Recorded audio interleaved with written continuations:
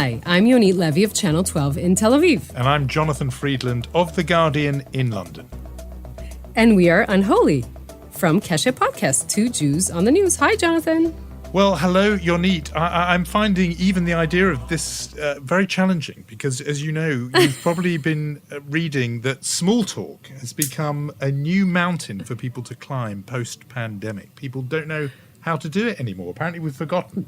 Yeah, I mean, it's like one of those side effects of coming out of coronavirus. We're all glad that we're beginning to do that. But, you know, I think it was the Washington Post that had this article with the title, "It's not just you, we're all socially awkward now." And first of all, I love reading a title that begins with, "It's not just you." Yeah, that's right? very You're like, reassuring. Okay. Anything that begins with that is fine. Like, it's not just you, everyone hates coriander. I like that. I like that. So apparently, yes, we have all sort of...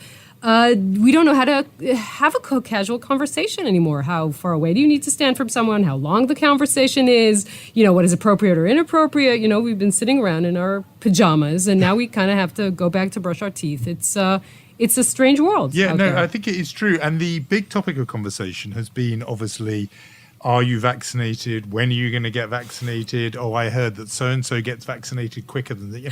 And that is going to be difficult. Those of us who are now doubly jabbed, which I know in Israel happened months ago, but is news here, we're rapidly running out of conversational topics now that that's happened. But yes, people are emerging and finding it a bit tricky how to live normal life again. I think just the idea of being in person is the thing. Zoom small talk, people have got that down.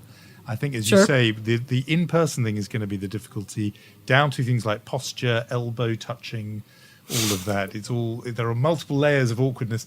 Luckily for us, though, we have big talk as well as small talk because much is afoot in your country. Indeed. And now please do join us for another thrilling installment of your favorite unreality show, Who Wants to Be Prime Minister? Jonathan? So, I mean, the big news this week, obviously, is that Benjamin Netanyahu was forced to give up the mandate to form a government. That happened midnight on Tuesday. I know you were waiting to see if that would actually happen, Jonathan.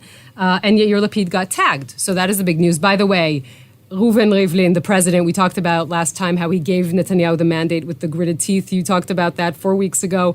Now he looked like the president with a spring in his step, calling up Yair Lapid and actually also meeting with him and telling him that he's giving him the mandate.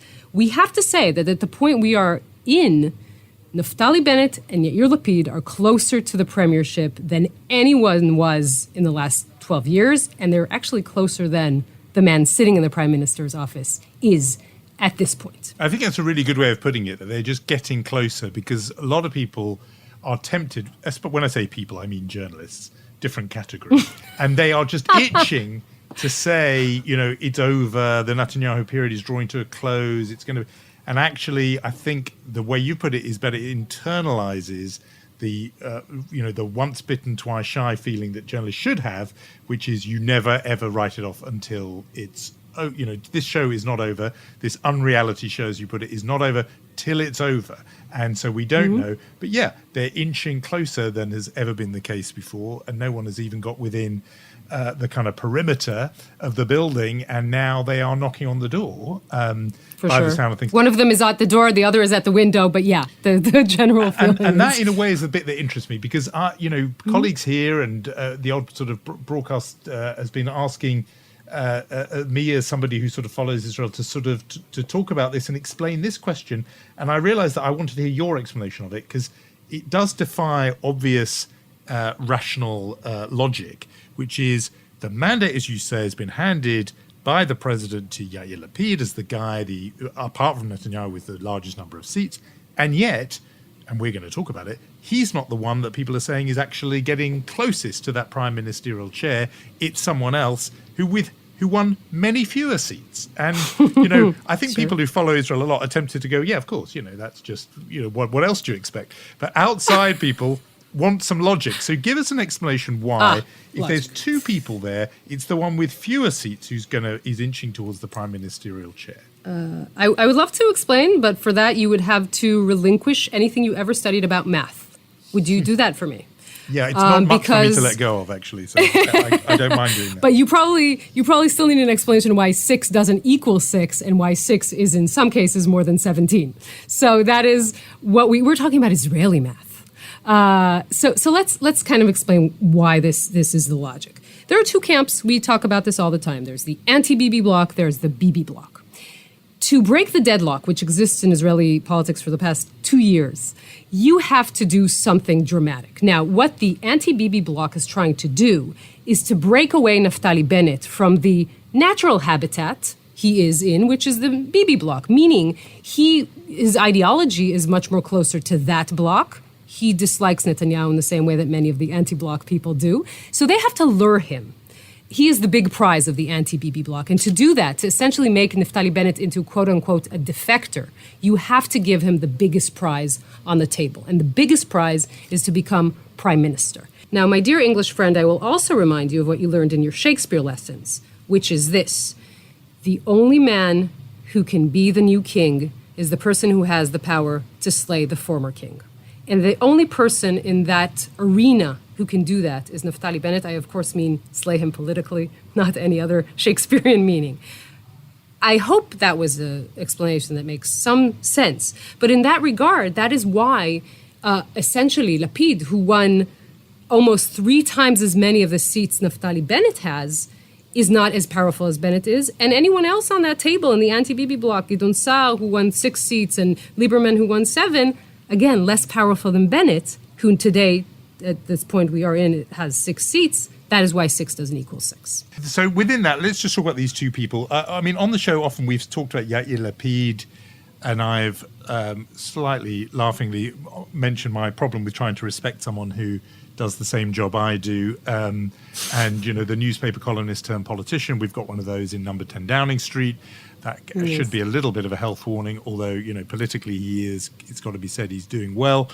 And we have elections going on here, and he's tipped to do well in those. But tell me, you know, more on Yair Lapid. I always know him as this kind of guy with a face for TV. He's very telegenic. His father was a big and important journalist turned politician as well. But, you know, what are we missing? What else do we need to know about Yair Lapid? You say face for TV like it's a bad thing, Jonathan. No, it's a very good thing. He's a handsome man. Those of us who have faces for podcasts, and I'm speaking about myself here, can only sit back in awe at Yair Lapid. He's a very slick and handsome guy. You know, the thing about Yair Lapid is when he wrote the most popular column in Israel. But the serious columnists, maybe people like you, Jonathan, would kind of mock him and say, you know, but it's not a serious column. He wrote 12 books, but a lot of people said, not serious. He's not a serious writer. When he went into politics, obviously a very popular television personality, when he went into politics, everyone was saying, he's not a real politician. He's just wearing the suit, right?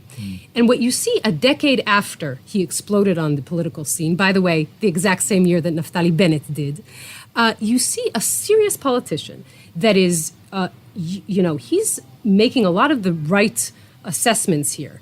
And look at what he did in these elections. He put his ego aside, his aspirations, his ambitions. He wants to be prime minister. But he said, I am going to give it to Naftali Bennett, who, as we said, has less political power in mandates. But that is the only way, because my first goal is to get rid of Benjamin Netanyahu, who I think is dangerous for the country. Now, a lot of the biography of Yair Lapid and Naftali Bennett is kind of similar in the sense that they're both kind of these charismatic, young characters. They would be the next generation of Israeli politics. Lapid is 15 years younger than Netanyahu. Naftali Bennett is 23 years younger than Netanyahu. And you mentioned this, he's the son of a journalist turned television personality. Tomi Lapid was a very prominent politician in Israel. He was the justice minister under Ariel Sharon. Yair Lapid famously says that when he was on his deathbed in 2008, he told his son, you finish what I started. Yair Lapid is a centrist. He would not adhere to any of those sort of titles that you would say he's on the left, or the left would say he's on the right. No, he wants to be the Macron of Israeli politics. He's on the center. Let's hear something that he said to the Jerusalem Post before the elections, was the closest he came to actually saying he wants to be prime minister in these elections. He was very careful not to say it so as not to become Netanyahu's direct rival. But let's see what he said. He said in English. Let's hear it. I think it's time for a generational shift in Israel. I think, as I was saying, I'm ready. The party is ready. We have the right plans. We have the right abilities. We have the right experience by now. It's been almost 10 years since I went into politics. I served in all different positions that prepares you to the moment. So yes, if I will have the chance, of course, I will be more than honored to serve my country this way. On the other hand, you have Naftali Bennett, who's like the Benjamin Netanyahu 2.0, right? The man who worked for Netanyahu, adored him, called his eldest son Yoni after Benjamin Netanyahu's heroic fallen brother, who is the hero of Entebbe. He's the high-tech wonder kid, the guy who lives in Ra'anana but leads the settler movement. His wife is from a secular family. He's the cool religious guy, right? Again, exploding on the scene in 2012. Netanyahu also always saw him as that sort of, again, the BB 2.0. He saw the ambition. He kind of kicked him and Ayelet Shaked out of his office. According to foreign reports, it was Sarah Netanyahu who did that. And ever since, he was trying to crush him. I guess I would say that if Netanyahu had a mirror and he was talking to that mirror every day asking who's the most popular man in the land, suddenly Naftali Bennett is his Snow White. I'm not sure anyone ever used the term Naftali Bennett and Snow White in the same sentence. The point is that that these two people worked together in the past. They forced Netanyahu to put both of them in the same coalition. It was in 2013. That coalition didn't last because Netanyahu was afraid of them both and disliked them both, and he broke the coalition apart. But these are two people who know how to work together. It's really interesting to me. I mean, that clip of Yair Lapid is fascinating because there he does quite reluctantly express, an ambition, a readiness to be, if dragged to the prime ministerial chair, he'll sit in it, if he's forced to. But I think it's interesting that the play he's adopting now, in which he gives way to somebody else. I don't know how that. You'll tell me, but how that plays in Israeli politics interests me because. Does it make him a friar? Is he a kind of sucker for going second and not being, alpha male and asserting his own right to be prime minister? Or does he get credit for sort of integrity that he did honor what he said, which is most important is to get rid of Bibi, and even if that means I take second place. I just wonder what Israelis will make of that Israeli math. Or do people think, look, you had 17 seats and you made way for a guy with 7 or 6? What's that about? Or does he get sort of kudos? And you half feel that if it was kind of New Zealand or Sweden, or Holland, he would get great credit for that and get sort of statesman status. But in Israel, I wonder if they'll think that's a guy who you would not send to negotiate, for a chicken on a Friday morning for you, because he's going to come back with a bad deal. And so I just wonder about how that plays. Well, as usual in life, you wait for the result and then you kind of analyze it, backtracking it. So I would say that it really depends. If in a week they will form a government, by the way, they're going to have to do it very quickly because Netanyahu is chipping away at the legitimacy of Bennett every hour and every day. If next week, we will sit here and talk about the first Lapid-Bennett government, we will hail Lapid as a political genius, period. Doesn't matter what he had to give up.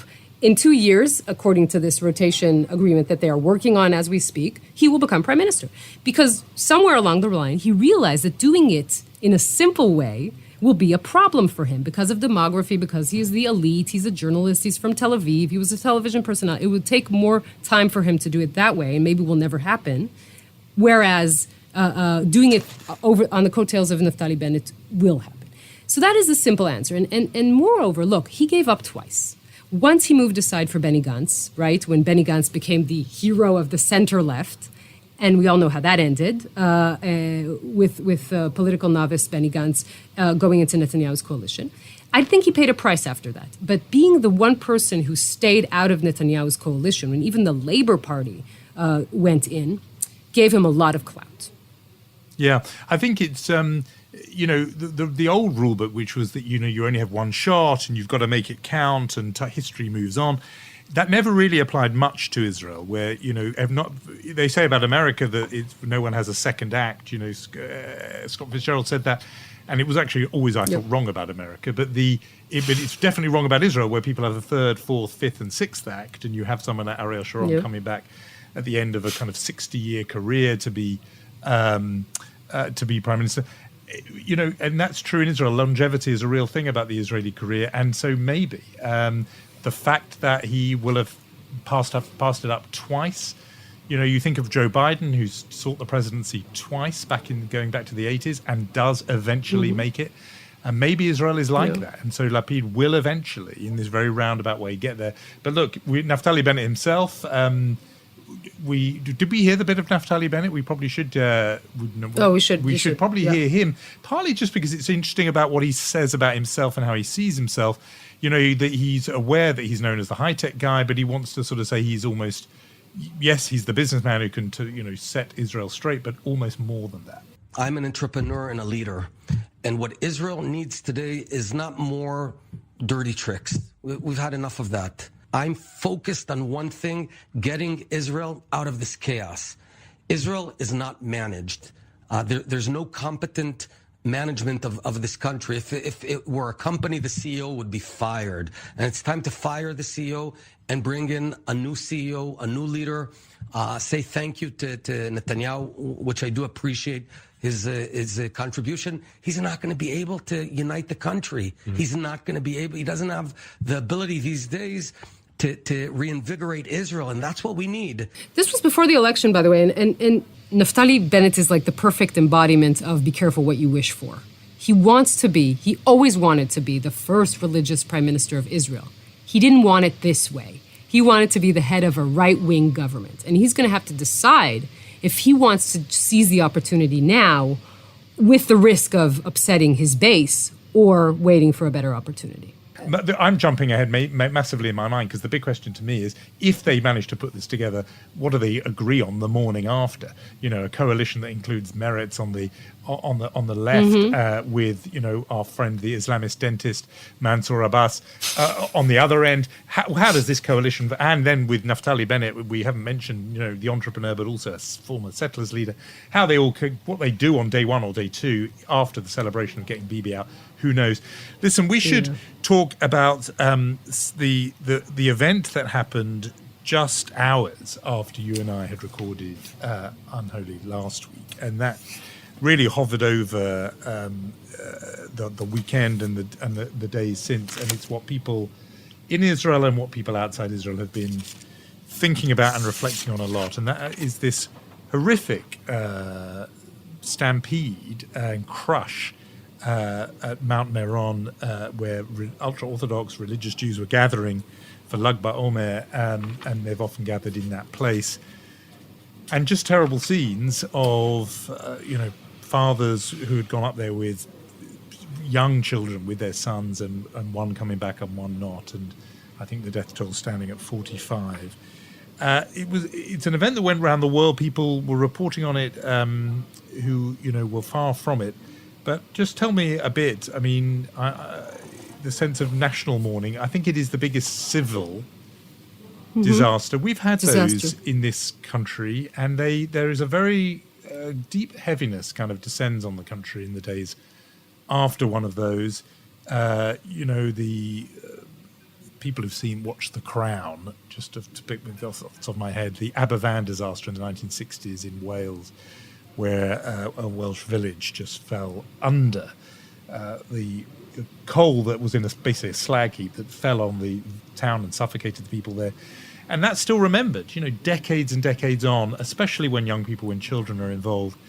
Is Mount Meron going to be that kind of thing in Israeli history?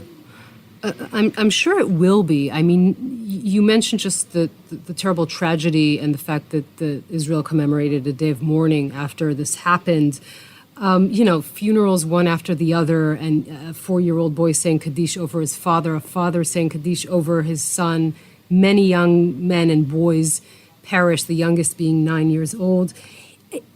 What happened in Meron is not a natural disaster in the way that it is a failure on two levels, right? One level is that local level, the operational failure, the fact that you had a great number of people walking on an exit route, on an incline, and they were slipping and overcrowding, the police on top not realizing what's happening on the bottom.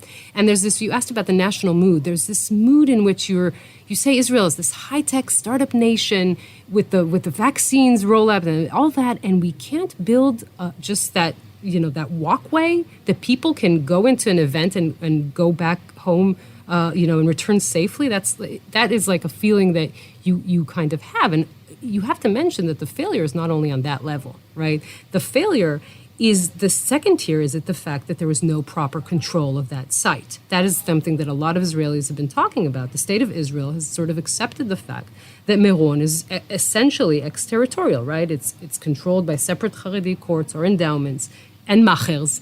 And at the end of the day, the second most visited Jewish religious site in Israel, after the Kotel, is run like, it's a blunt thing to say, but it's run like a shtetl.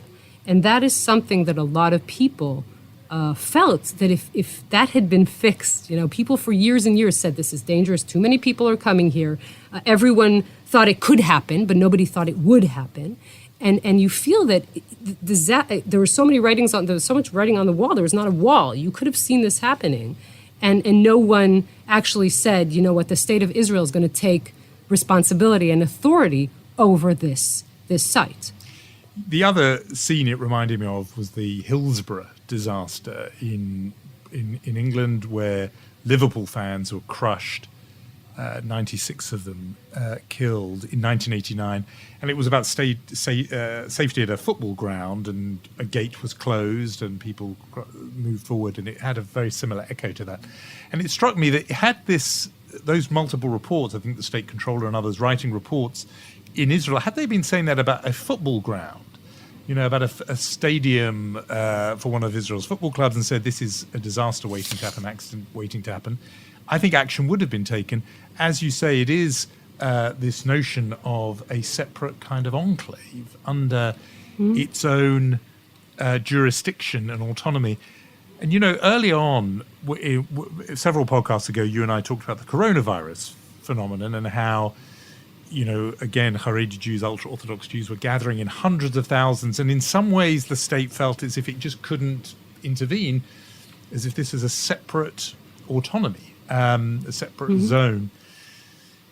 In a very miniature way, there is something similar that goes on in and I've told listeners before about how I live in the Haredi neighborhood here in London. And, I know that I've heard it from people involved in the local authority, there are things where they back off, where they don't actually impose the rules they would impose on a regular school or, facility. There's a sort of distance that they say, well, look, that's them. And I just wonder whether this Mount Meron and the horror of it will compel either on the side of the sort of, as it were, secular authorities, a feeling that we can't keep doing this, sort of looking away from this section of our, community, or will there be a feeling among the Haredim themselves to say, it's time we opted in to the rules that govern everyone else. We need to do that because if we don't do it, lives will be lost, because lives already have been lost, whether it was to COVID or whether now to this stampede and this crush. I don't know if there is any sign of that, but I'd be curious if you're picking up any evidence of it. That sort of question of whether anyone is saying in the Haredi community this autonomy is killing us, and not even this autonomy is killing us. This autonomy is hurting us, right? It's not only things like Meron or the restrictions don't uphold for issues like coronavirus. It's a separate education system, right? Most of the Haredim don't learn math, they don't learn English, and when they want to be involved in the workforce, they have a problem. There are all kinds of aspects to this autonomy. Now, I think that when you ask the question whether or not the voices are already being heard, I think the answer to that, and I spoke to a few friends who are in the outskirts of the Haredi community. They say, yes, there are voices who are saying this. They're not very loud, and importantly, they don't have political backing behind them. Because the other sort of thing to remember about Israel is that you have Haredi politicians who make sure that this autonomy remains intact. And I'm not sure that unless there is a political change, for example, in parentheses, indeed a Lapid Bennett government without the Haredim, that will ever change in that regard. What I think is very interesting is the voices that we're hearing calling for an inquiry and a state commission of inquiry. And that is interesting because if you don't want the involvement of the state at all, and suddenly you are saying we have to get to the bottom of this. We have to understand why 45 people are dead. And you are hearing that in the Haredi community. I think that is indicative of the fact that there already are signs of change or seeds of change. Well, that in a way is encouraging. I mean, in amongst all this bleakness, if people are at least asking those questions and hoping for some kind of change. Talking of change, should we have a little change of pace and hand out our Chutzpah awards for this I like week? what you did there, Jonathan. Yeah, I could That's almost very be in your impressive. line of work, you know. I'm coming after, first it's Yair Lapid, and now it's you. I'm coming after you with your broadcasting. Well, you can also say the now to something completely different. So what? Chutzpah and Mensch Awards? I think it's time. It is. Okay, so Chutzpah it is. This week we have the glorious sight of two countries asserting their rights by enacting past glories. There's a fishing dispute over the island of Jersey, one of the Channel Islands, UK territory right off the coast of France. I hope you're listening, Jonathan. You might learn something. France threatened to cut off the island's power. It gets 95% of its electricity from French mainland. And Britain responded by, wait for it, sending in gunboats. Good for you guys, Jonathan. It's so retro. gunboat diplomacy. It's kind of retro, isn't it? It's retro. I like it. It's very 18th century of you. And I think, what is it? It's the 200th anniversary, isn't it, of Napoleon's death? Indeed, and so indeed. we're marking it by... Are you celebrating? Well, we clearly, look at this. And sending in gunboats, gunboat diplomacy. I mean, you know, in a way, people like me who campaigned against Brexit, we're at the sort of facepalm stage here, really, where we're just slapping our own foreheads thinking, really? We're actually doing this? I mean, some crazy things happened during the Brexit process where at one point there was a dispute about Gibraltar, still a British territory, but it's just there off the coast of Spain. And, you know, one former Conservative Party leader saying we should go to war with Spain if necessary. And in a way, you're just following this to its logic because the ultimate, you know, historical English pastime is going to war against the French. And it sort of beggars belief. It's like an April Fool joke, and yet it is real. And yet, you know, though we're coming to realise that none of this stuff ever plays badly for Boris Johnson. In fact, it plays quite well. There are big elections going on here as we speak. Some of those results will come through by Friday, more on Saturday.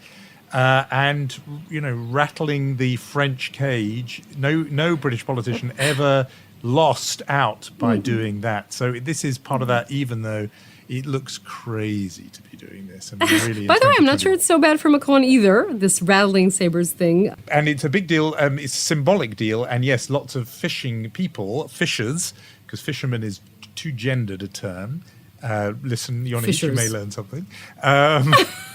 If we too can play at that game. So fishers are very annoyed with Boris Johnson because they feel that was one of his big promises during the Brexit process, that fishing folk would benefit from Brexit. And of course they haven't. It's been terrible for them, just as the Remainers always warned.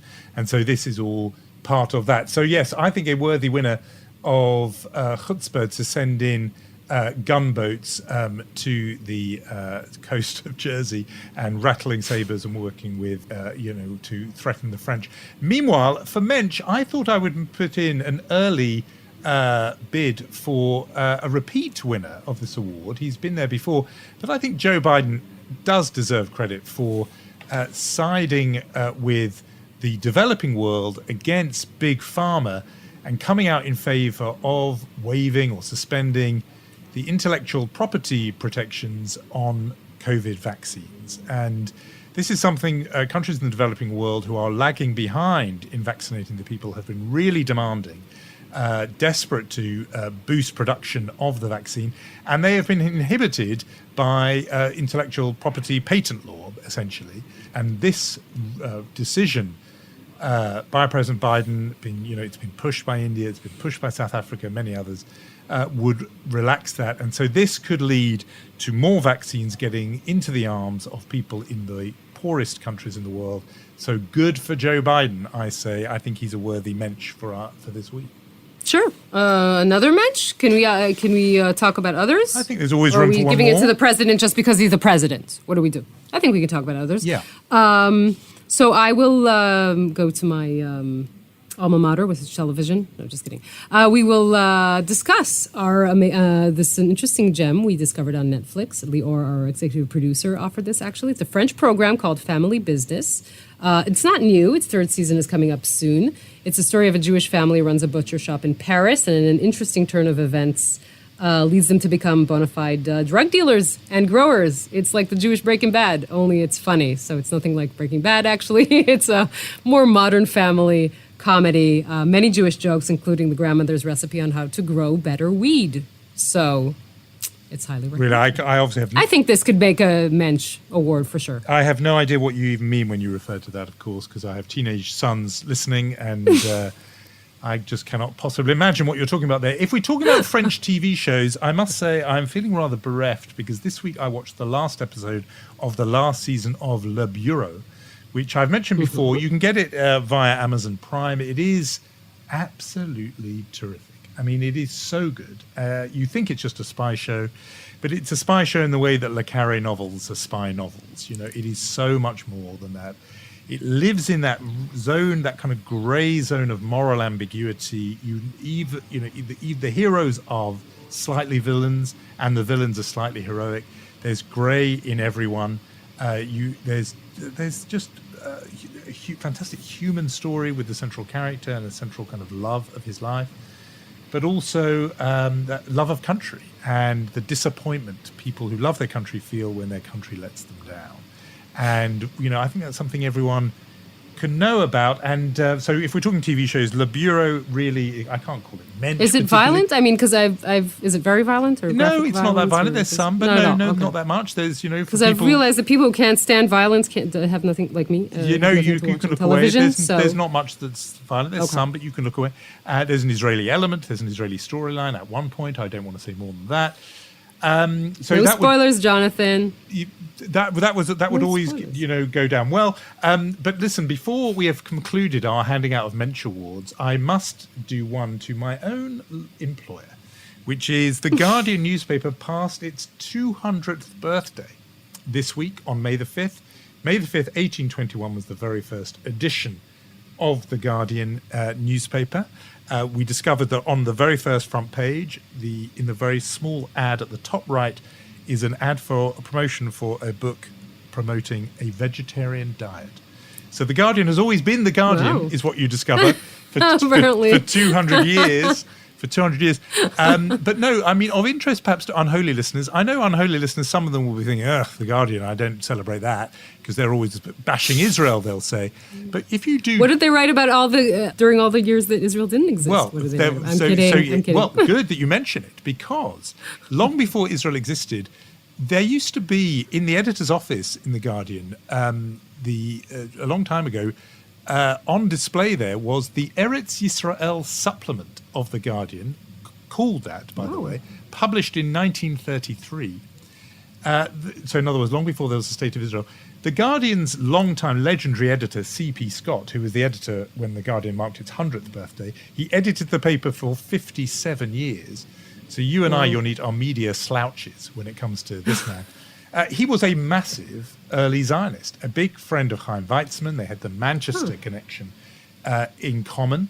And there is just amazingly warm correspondence between the two, in which, Chaim Weizmann, C.P. Scott wrote to Chaim Weizmann and said, the Balfour Declaration is at once the fulfillment of an aspiration, the signpost of a destiny. This is the Guardian editor talking. And then reciprocating, Chaim Weizmann wrote to C.P. Scott to say that the Guardian had been a source of comfort and consolation, to find your great journal so sympathetic both towards the woes and the hopes of the people of Israel. They were massively, it was a kind of man crush between the two of them, Weizmann and Scott. They really did like each other. And The Guardian was really proudly Zionistic when hardly anyone was, and cheered the Balfour Declaration when it came in 1917. Now, obviously, things took a different turn, but it's a birthday week. Just a wee bit. It's a birthday week, so let's stay with that. Obviously, The Guardian... That's celebratory. So it's in the editor's office, you said, or was in the editor's office? It was in The Guardian's editor's office. I think that it's a previous editor I'm talking about, and I think he may have taken it with him when he left, because it was a personal prized possession of his. it was like a supplement promoting. It was promoting Jewish settlement in Palestine, in Eretz Israel, 1933. So The Guardian made quite a journey and has become obviously fiercely critical of, I would say, of the occupation rather than of Israel itself. But the relationship began a very different way all those years ago. How old were you when you joined, and did you always want to write there? So I was 26 when 26? I was 26 Wow. years old. And I joined in Washington. My first job was with the Guardian Bureau in Washington in 1993. So using your Israeli math, you'll be able to work out exactly how old I am. We won't have to say, but yes, 28 years I have been a writer for the Guardian, and I've loved every minute, obviously. And the history is an amazing history, and we're all feeling rather proud of it this week. And Mazel Tov. So we are ending our program. And we want to say thank you. We want to say our thank yous, Jonathan, to our executive producer, Lior Friedman, Rom Atik, head of podcasts, and Irad Eshel for original music. And we will tell you, yes? I was just going to say, of course, you must recommend us, ping us, mention us, write to us. Any other language applied to the social media universe, do it. We are on Instagram at 2 Jews on the News, just letters, no numbers. Do please recommend us to friends. People have been doing it. We've been getting very nice 5-star reviews on the Apple page, but keep them coming. We're very grateful to you for them. And Yonit, I think it's time for us to say cheerio. Indeed. Have a great week, Jonathan. You too.